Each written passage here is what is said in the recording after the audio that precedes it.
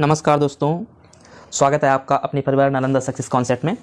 आज जो हम लेकर आए हैं एक नए मुद्दे को, वो मुद्दा जो है हर साल, हर दिन, हर महीने उखड़ता रहता है, लाइमलाइट में आता रहता है, वो है आरक्षण का मुद्दा। दोस्तों बता दें, अभी कुछ दिनों पहले EWS आरक्षण पर हमारी सुप्रीम कोर्ट ने जो है वो एक निर्णय दिया था, ठीक है।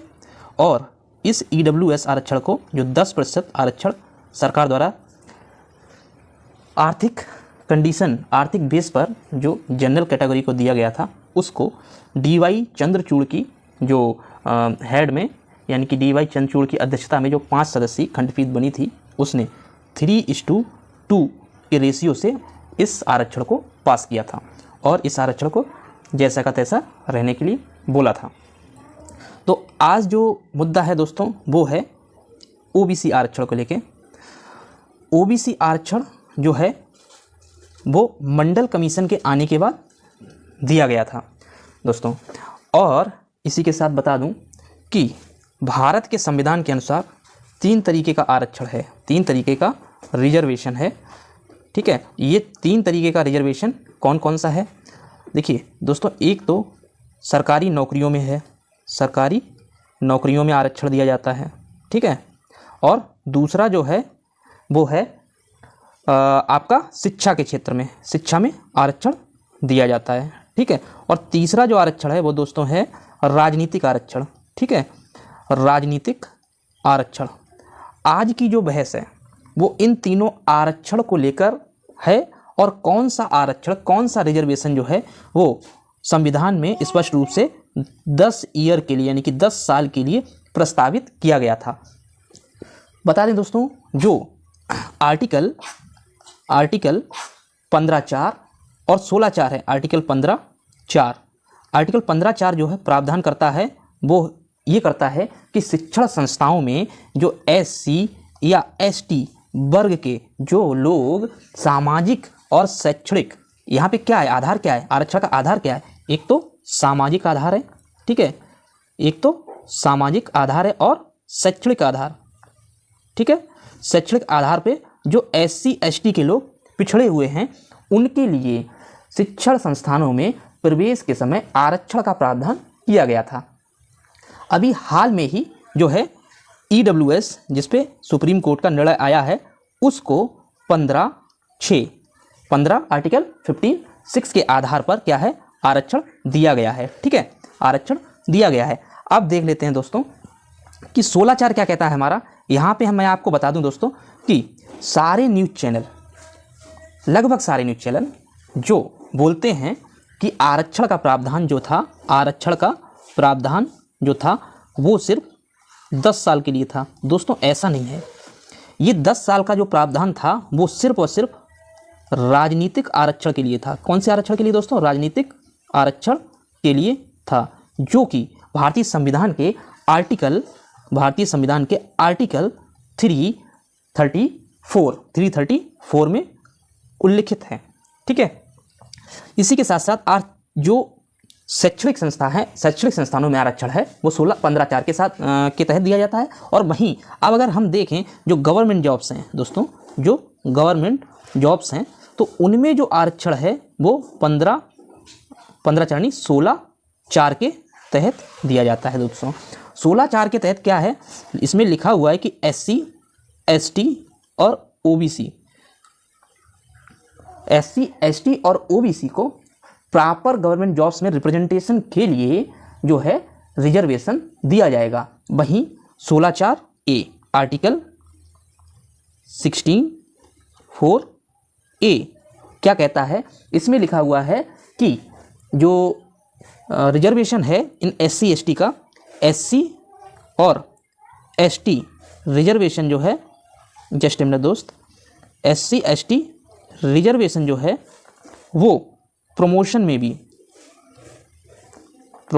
भी लागू होगा, ठीक है। अब अगर मैं आगे आर्टिकल 16(4)B की बात करूं, आर्टिकल 16(4)B की बात करूं, तो इसमें कहा गया है, देखिए दोस्तों, आरक्षण की यानी कि रिजर्वेशन की जो कैपिंग है वो 50% से अबव नहीं हो सकती according to supreme court of India. लेकिन यहाँ पर जो आर्टिकल 16(4)(b) ये प्रावधान करता है कि जो बैकलॉग की वैकेंसी होती हैं उनमें आरक्षण की सीमा जो है, रिजर्वेशन जो है वो 50% से अधिक भी किया जा सकता है, जस्ट बिकॉज ऑफ कि कुछ बैकलॉग की वैकेंसी इस रिजर्व कोटे के लिए ही होती हैं। अब देख लेते हैं कि अभी जो रिसेंट मामला क्या है दोस्तों। यहाँ पे रिसेंट मामला हुआ है कि एक LLM की छात्रा जो है वो OBC आरक्षण को ख़त्म करने के लिए एक PIL डाली। उसने OBC आरक्षण को ख़त्म करने के लिए एक PIL डाली। यहाँ पे क्या किया गया है, जब ये PIL सुप्रीम कोर्ट के पास पहुँची, सुप्रीम कोर्ट के पास पहुँचने के बाद यहाँ पे क्या हुआ है, जो DY चंद्रचूड़ की अध्यक्षता की जो पीठ ने इस PIL को देखा तो उन्होंने इस PIL पे बहस करने से ही इनकार कर दिया।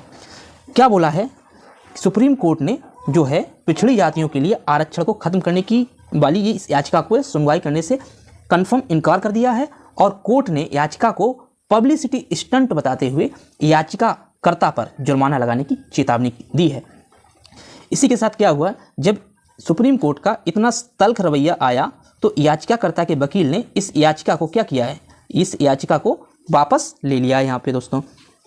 ठीक है, और बता दूं कि यहाँ पर जो वकील ने अर्जी वापस ले ली है तो सुप्रीम कोर्ट के चीफ जस्टिस जो DY चंद्रचूड़ और जस्टिस PS नरसिम्हा की बेंच जो है उन्होंने इस पर नाराजगी जाहिर करते हुए देश के आरक्षण व्यवस्था को खत्म और चुनौती देने वाली इस याचिका पर कहा कि आरक्षण समानता के खिलाफ है, ऐसा बिल्कुल नहीं है। जाति व्यवस्था को बढ़ावा देता है, ऐसा भी बिल्कुल नहीं है। इस LLM की छात्रा का जो कहना था, उसका कहना था कि जो OBC का आरक्षण है वो जो है समानता के खिलाफ है, समानता के विरुद्ध है। और वहीं अगर देश के सुप्रीम कोर्ट के जो चीफ जस्टिस हैं उन्होंने कहा ऐसा बिल्कुल नहीं है, ये कानूनी प्रक्रिया का दुरुपयोग है और इस दुरुपयोग के चलते याचिकाकर्ता पर भारी जुर्माना लगाया जा सकता है। और इस तल्ख टिप्पणी के बाद याचिकाकर्ता के वकील ने अपनी अर्जी को वापस ले लिया है। दोस्तों आगे क्या बोला है सुप्रीम कोर्ट के जजों ने आरक्षण के मुद्दे पर, आगे बोला है कि ये जो दो जजों ने आज़ादी के 70 सालों के बाद की आरक्षण की ज़रूरत पर सवाल खड़े किए थे। एक तो थे जस्टिस पादरीवाला, ठीक है, और एक थे जो जस्टिस त्रिवेदी। तो यहाँ पे क्या है, उनका कहना है कि बाबा साहब अम्बेडकर का मकसद सिर्फ 10 साल तक आरक्षण को लागू कर सामाजिक सौहार्द लाना था, सामाजिक परिस्थितियाँ थीं उनको अनुकूल बनाना था, जो सोशल इम्पैक्ट था सोसाइटी पे जाति का। और उनका मानना था कि यदि कोई जाति आर्थिक रूप से और सामाजिक रूप से यदि ऊपर आ जाए या सामाजिक रूप से उसका उत्थान हो जाए तो उनका सामाजिक दबदबा, उनका सामाजिक प्रभुत्व भी स्थापित किया जा सकता है। दोस्तों इसी के चलते हुए हमारे संविधान वेत्ताओं ने इस आरक्षण को दिया था। दूसरा अगर हम देखें कि ये 10 साल का जो लिमिट है, 10 साल का, ये जस्टिस बेला त्रिवेदी ने भी समीक्षा की ज़रूरत यहाँ पे बताई थी। अब हम बात करते हैं कि हर बार जब भी हमारा ये मुद्दा उठता है तो 10 साल की लिमिट हमेशा लाइमलाइट में आती है। हर इंसान बोलता है कि सारा का सारा जो रिजर्वेशन है वो 10 साल के लिए दिया गया था, तो 10 साल के लिए दिया गया था। तो अब मैं ये बताना चाहता हूँ कि आखिर ये 10 ईयर के लिए रिजर्वेशन किस आरक्षण के लिए आरोपित किया गया था, किस आरक्षण के लिए ये बनाया गया था। दोस्तों आज की अब जो बहस है, आज की जो चर्चा है वो यहाँ पर article 331, okay, article 330, article 332, article 333 और आर्टिकल 334 को लेकर है। देखिए दोस्तों आर्टिकल 330 ये कहता है, आर्टिकल 330 क्या कहता है कि SC और ST को जो है लोकसभा में रिजर्वेशन दिया जाएगा, ठीक है। और वहीं पे आर्टिकल 331 जो है वो कहता है कि एंग्लो इंडियन को अगर प्रॉपर प्रतिनिधित्व लोकसभा में नहीं मिलता है तो यहाँ लोकसभा में एंग्लो इंडियन को भी आरक्षण दिया जाएगा। ठीक है दोस्तों, बता दूं कि अब ये जो प्रावधान है वो नल एंड वॉइड हो चुका है। ठीक है, अब कोई भी एंग्लो इंडियन को राष्ट्रपति जो है नामित नहीं करता है, क्योंकि बोला गया है, इसका आधार बताया गया है कि अब भारत में एंग्लो इंडियन लगभग समाप्ति की ओर है, कोई ज़्यादा एंग्लो इंडियन है नहीं। दूसरा, अब मैं बताऊं आपको आर्टिकल 32 क्या कहता है।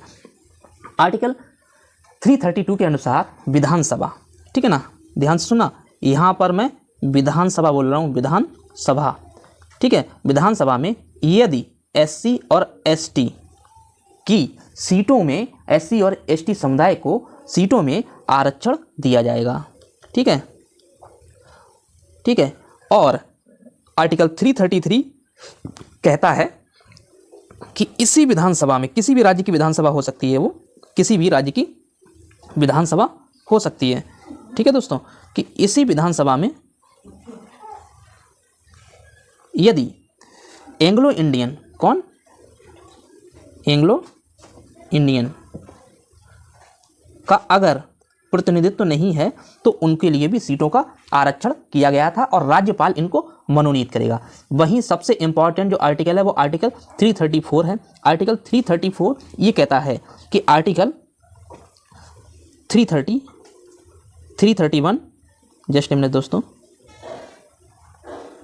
331, 332, 333 के तहत जो आरक्षण मिलता है उसकी जो टाइम लिमिट होगी, उसकी जो टाइम लिमिट होगी वो होगी दोस्तों यहाँ पे 10 ईयर के लिए। बता दें दोस्तों, शैक्षणिक और गवर्नमेंट जॉब्स में दिए जाने वाले आरक्षण की समय सीमा जो है हमारे मूल संविधान में किसी भी तरीके से डायरेक्टली नहीं बताई गई है। यहाँ पर इस राजनीतिक आरक्षण को 10 साल की कैपिंग लगाई गई थी स्पष्ट रूप से। दोस्तों, इसके साथ ही बताऊं कि जब 26 जनवरी 1950 को हमारा मूल संविधान लागू हुआ तब अनुच्छेद 334 में ये लिख दिया गया था कि आरक्षण का प्रावधान सिर्फ 10 साल के लिए होगा। वो कौन सा आरक्षण होगा? वो राजनीतिक आरक्षण होगा। और इसके बाद क्या हुआ कि हमारी पॉलिटिकल पार्टीज़ ने अपनी महत्वाकांक्षाओं को पूरा करने के लिए इस 10 साल के रिजर्वेशन को हर 10वें साल आज तक हर 10 साल के लिए बढ़ाते आ रहे हैं, एक्सपेंड कर देते हैं इसको। ठीक है, और इसी के साथ जो है ये 7th टाइम ये